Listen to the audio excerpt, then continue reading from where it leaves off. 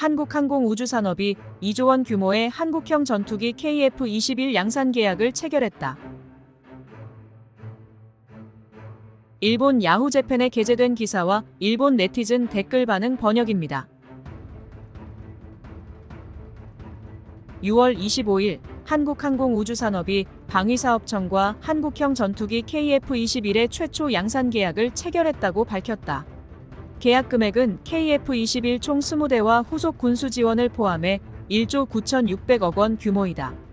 KF-21은 한국형 전투기 체계 개발 사업으로 시작되었다. 한국 공군이 오랫동안 운용해온 F4와 F5를 대체할 미래전장 운용 개념에 맞는 4.5세대 전투기를 개발하기 위한 것으로 2015년에 체계 개발에 착수했다. 전체 개발 기간은 10년 6개월로 2026년에 체계 개발을 완료하고 같은 해 말부터 공군에 양산기를 납품할 예정이다. KF-21은 2022년 7월 CJ 1호기가 첫 비행을 하는 등 시험 비행을 시작했다. 올해 3월 공중급유 비행에 성공해 장거리 작전 능력을 확보했으며 KF-21은 최신 항전 장비 및 첨단 소재와 기술이 적용되어 있어 4.5세대 전투기 시장에서 높은 평가를 받고 있다는 것이 카이 측의 설명이다. 카이는 KF-21 개발에 600여 개의 국내 협력업체가 참여하고 있으며 국산화율 65%를 목표로 개발 중이라고 설명했다. 강구영 카이 사장은 KF-21은 항공우주산업 불모지인 대한민국에서 탄생한 역사적인 성과라며 KF-21은 진정한 자주국방의 상징물로서 대한민국의 항공전력 강화와 첨단 항공산업 발전에 기여할 것이라고 강조했다. 한편 이날 한화에어로스페이스는 KF-21에 탑재될 엔진을 공급하기 위해 방위사업청과 5,562억 원 규모의 계약을 체결했다고 밝혔다.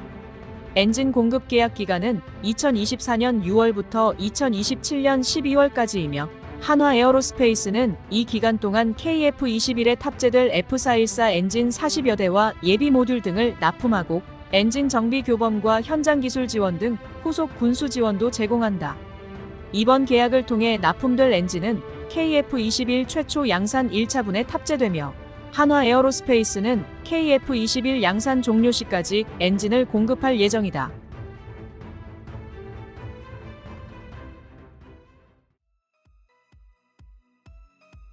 한국과는 여러 가지 마찰이 있지만 이런 전투기를 개발할 수 있는 기술력이나 그것을 타국에 수출할 수 있는 영업력에는 솔직히 감탄하고 싶다. 한국은 전차나 자주포의 계약과 판매에도 성공하고 있다. 성능적으로는 일본의 것이 뛰어나다고 믿지만 군수품 판매에 있어서는 일본도 배워야 한다고 생각한다. 물론 평화헌법이라는 무기를 다른 나라에 팔기 위한 장애물에 대해서는 알고 있지만 다른 나라에도 무기를 판매하여 규모의 경제를 얻지 못하면 일본의 군수산업은 쇠퇴할 것이다. 성능이나 개발 경위는 차치하고서라도 우리와 비교하면 그 개발 속도나 기체 납품 계획 등의 속도감에는 놀라움을 금치 못하겠다. MRJ라든가 군수품은 아니지만 리니어라든가 일본의 수직적 관료주의 행정으로 인한 폐해인지 이 부분은 본받아야 할 점이 있지 않을까 하는 생각을 지울 수 없다.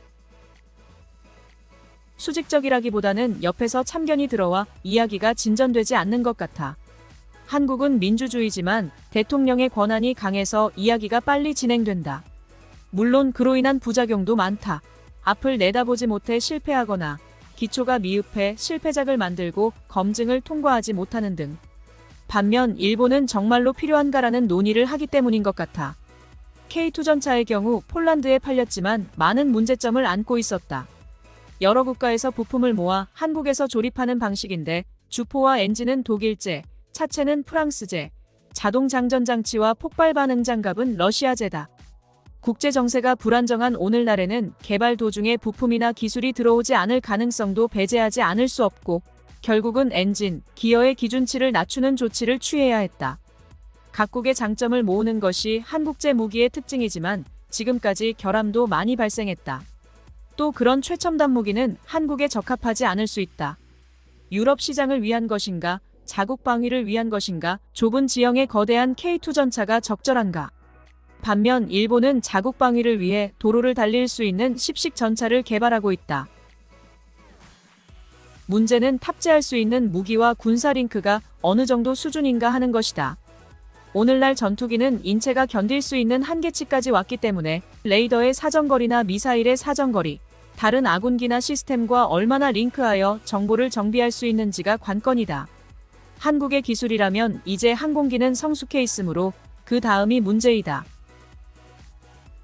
한국의 항공기 기술력은 어느 정도 성숙했다고 볼 수 있나요? 그것은 몰랐는데 정말인가요? 한 번이라도 좋으니 한국의 에어쇼에 가보세요.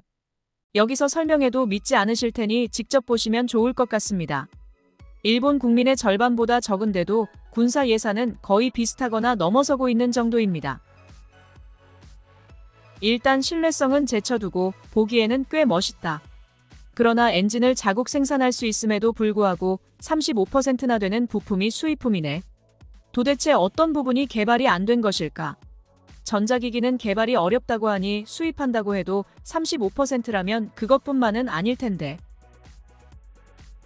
F-35를 살 수 없는 나라에는 선택지 중 하나가 되겠죠. 경쟁품들에 비해 실제 기체가 날고 있는 만큼 유리한 점은 있을 것입니다. 한 대당 단가를 어디까지 낮출 수 있을지가 판매에 영향을 미치겠죠. 어디까지 갈 수 있을지 두고 보겠습니다. 어쨌든 만들고 날리는 열의와 기세는 만만치 않아. 양산을 통해 결함이나 요구사항이 피드백될 것이며 그 기술이 다음 단계로 이어질 것이라고 생각합니다. 자위대의 F-35A가 한 대당 약 100억엔인데 KF-21은 20대에 2250억엔이면 한 대당 112.5억엔이 되겠네요. 후속 군수 지원이라는 것이 얼마나 드는지 모르겠지만 상당히 고성능의 기체를 개발해왔군요. F-35는 장비나 예비 부품, 훈련 등이 포함되면 한 대당 200억엔을 넘습니다. 세부 계약 내용을 알지 못하면 비싼지 싼지 판단할 수 없습니다. 가격보다 국산화율 65%에 의미가 있는 거 아닌가요? 이제 와서 4세대반 전투기를 개발해서 뭐하나 싶지만 북한에 대해서는 이걸로 충분하겠지요. 연습기 개량형도 만들었지만 대북전을 상정한 장비가 우선일 테고 제대로 날면 사용할 순 있겠죠. 잘했네요. F-21을 꼭 닮은 멋진 전투기를 많이 늘어놓을 수 있어서 행복해 보이네요. 일단 교전하면 즉시 격추되겠지만 전함과 마찬가지로 이벤트용으로 생각하면 되죠. 20대 정도 없으면 부품 돌려막기식 정비도 못하니까요. 부품 돌려막기식 정비는 자위대에서 횡행하던 일이라는 것도 모르고 즐거워 보이네요. 러우 전쟁을 봐도 무기의 성능은 부차적이고 숫자가 중요하다는 느낌이니까 상당히 팔릴지도 모릅니다. 한국은 호주나 동유럽, 터키에 비해 무기 판매가 순조롭네요. 일본의 시민단체 여러분은 어떻게 생각하십니까? 일본의 무기 수출, 군비 증강은 안 되고 한국과 중국은 괜찮은가요? 본래라면 F4, F5를 대체하기 위해 10년 전에는 지금의 개발 상황에 이르러야 했을 텐데 전혀 지식이 없는 사람들이 칭찬하는 것을 보니 역시 야후 코멘트라고 생각하게 되네요. 한국을 깔보는 댓글이 줄을 잇겠지만 우리보다 앞서 있는 것은 사실이잖아요.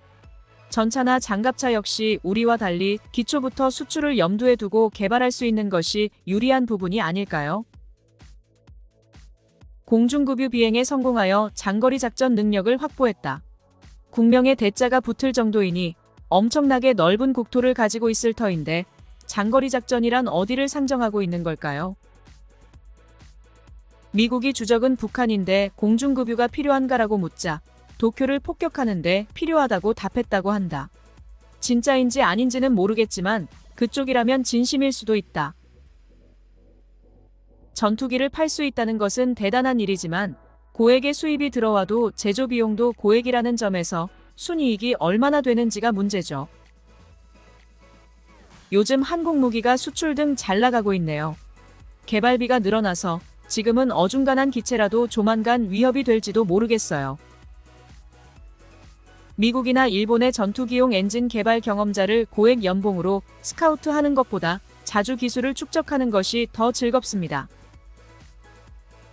내부모 장창과 완전 스텔스는 후순위, 일단 전력화를 우선시. 과연 휴전 중인 나라다운 합리적인 전략. 국산기를 뜯어서라도 만들겠다는 근성은 대단하다. 일본도 심신을 연습기로라도 마무리해 주었으면 좋았을 텐데. 부럽네. 일본이 오리지널을 만들려고 하면 미국의 방해를 받아. 전에 한국이 만든 FA-50은 전투 가능한 범용 연습기였고, 이번 KF-21은 장차 5세대 스텔스기로 개수될 수 있는 미스터리한 4.5세대 멀티롤 전투기. 기초 실력이 부족한데 스텔스 등의 다양한 기능을 너무 욕심부린 것 같아. 여기는 단계적으로 성숙된 기술만 모아서 저렴하고 확실한 기체를 개발했어야 하지 않았을까. 모험하는 건 기초 실력을 쌓고 나서 다음 기체 개발 때 해도 좋았을 것 같아. 일본도 F2를 개발할 때 미국산 원형기인 F-16에서 여러 노하우를 배웠으니까. 한반도는 꾸준히 노력하는 것을 싫어하는 국민성이니까 무리겠지. 일본인은 무기 수출은 안 된다고 말하지만 해외 무기를 분해하면 일본산 전자부품이 가득하다. 이미 일본 부품이 핵심으로 조립되고 있다. 이 사실에는 어떻게 변명할까? 차라리 일본 제품으로 파는 쪽이 부가가치가 더 붙는다. 대체로 예전부터 일본산 픽업 트럭은 여기저기서 무장 게릴라가 기관총을 적재함에 부착해 상당히 활약하고 있어. 이제 섬나라 갈라파고스를 졸업해야 한다. 좌익은 싫어하겠지만 쇼와 시대부터 계속 말해온 프레이즈로는 일본은 평화로워지지 않았다. 일본 주변은 해마다 불안해지고 있고 그것이 현실이다. 헌법 등 국내법은 주변국과 전혀 관련 없으니까 칭찬받고 기뻐하는 강아지 노릇은 이제 그만두자. 한국 국내에서 팔리지 않으면 끝이겠지. 성능 시험은 다 끝난 거야? 그렇게 계획이 빨랐던가? 언제나처럼 서두르는 걸까? 해외에서 팔기에만 급급한. 신뢰성이 의문이야. 한국 전자제품은 자주 불이 난다. 이 기체도 애프터버너 외에서 불이 붙지 않을까? 한국의 기술이나 능력을 비웃는 댓글이 넘쳐나는 것 같다. 나도 일부에서는 그렇게 생각한다. 그러나 한국이 에어컨, 냉장고, 텔레비전 등을 개발도상국을 위해 만들기 시작한 수십 년 전에도 같은 말을 하는 사람들이 많았다. 결과적으로 선진국보다 개발도상국 쪽이 훨씬 시장이 넓었고 거기서 힘을 기른 한국 기업에 일본은 줄줄이 점유율을 빼앗겼다. 스마트폰이 나왔을 때도 그랬다. 요즘에는 전차, 자주포, 전투기인가?